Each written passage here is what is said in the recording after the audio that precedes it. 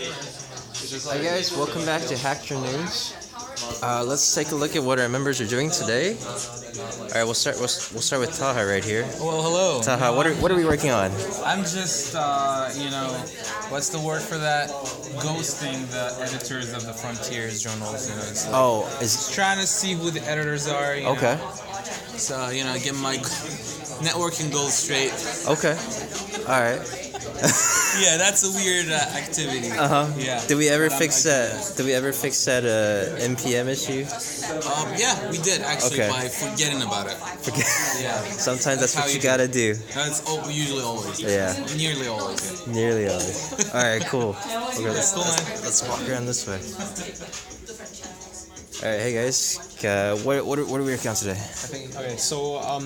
I'm working on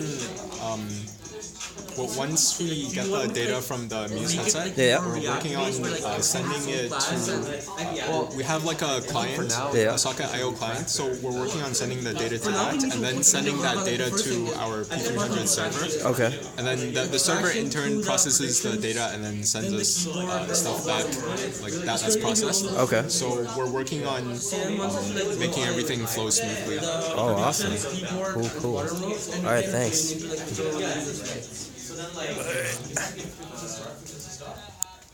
Okay, we'll come back to these two later. All right, what are we working on here? So we have we're plotting. This is a data set from.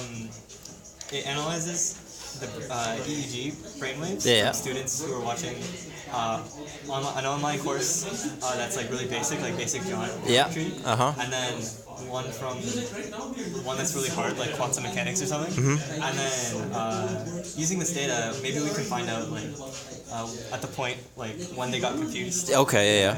Sounds good. Their EEG responses. Okay, awesome. All right, thanks. Yeah, no problem. All right, hey guys, can we ask what we're doing right here? Yeah. I wasn't seeing if we could change it somehow. Oh, okay. Start screen and stuff. The app. Okay. This is also for MindType as well. Oh yeah. Yeah, awesome. All right, cool.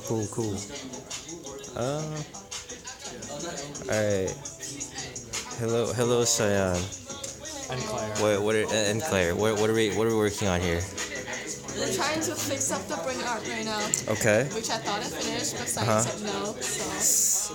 You can say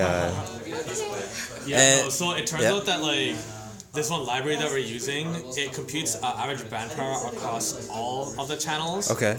But we want to compute it per channel, so like we're just figuring that out. It's not hard. We just found another function to do it. Okay. So yeah, it's all good. All right. And so yeah, this is what the workshop students are going to do tomorrow. Quick plug-in for a workshop. Pretty much we have a 9-week workshop series. You need absolutely zero experience, and we teach you like programming and neuroscience and signal processing and like Angular and everything, and by the end of it you make your first BCI, which is going to be an artistic representation of your brain. Awesome. So yeah, it's going to start most likely in the summer, so like check us out on Facebook. Keep posted. Yeah. Do you guys have maybe a demo or something that we can show? Let's see, Claire, do you want to show it?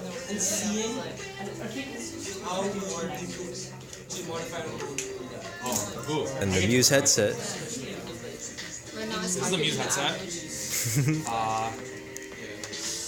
Let's see if Sayan's a brain artist.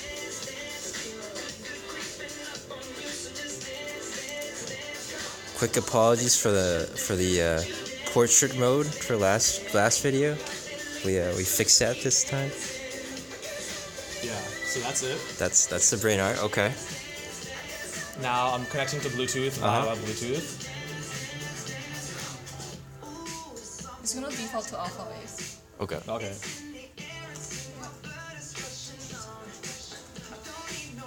then for this one, So.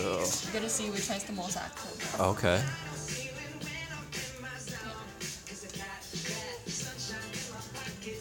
So does this change? Oh, okay. I see the flashing lights. Different waves, depending on which one you want. Oh, okay.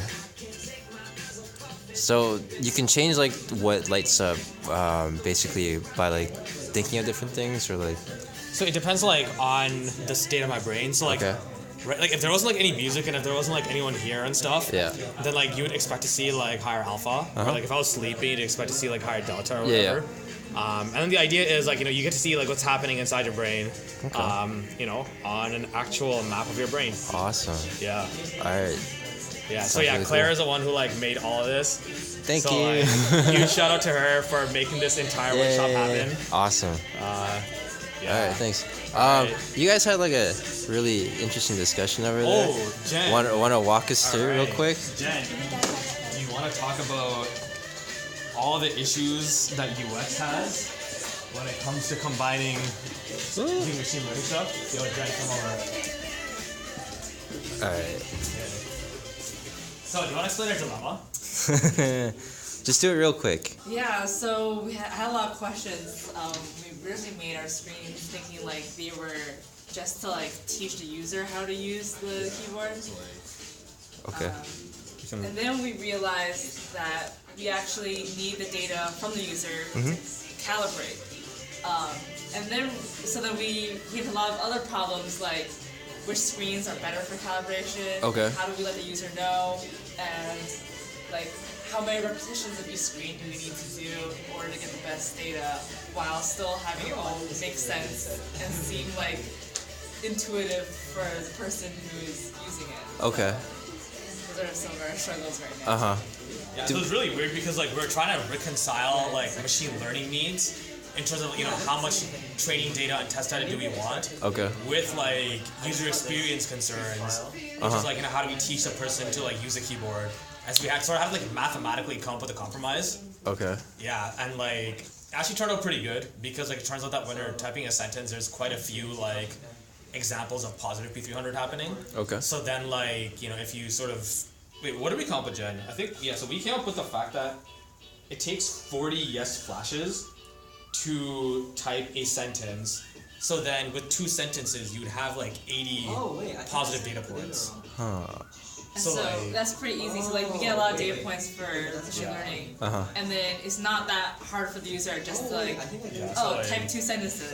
So I did it like every half second. Yeah. So yeah, that's like what we were trying to wizard it up. Each of these are different. Which is fun. And this is for MindType. Yeah, it's for MindType. Yeah. Okay. All right. You want to show off your screens? Sure. Yeah. Okay. It'll be really long though. So here are some screens, and then so here's like a full letter keyboard. And then we also have numbers and emojis. Oh wow. And then for instructions, you have to really think about like what would be helpful. So we start off by 2x2, then letters, and we kind of just build it up. And this is to like train the keyboard to understand which. Yeah, so it has twofold. So we're thinking of running this once for, or like, we'll run it like a certain number of times for calibration purposes. And then it's also used to like teach the user how to use it. Awesome. And right now, this is like document from the UX side. So I'm doing UI, and the UX has some additional information they want to add on to the user. Awesome. Yeah. That sounds really cool. All right, thanks for sharing.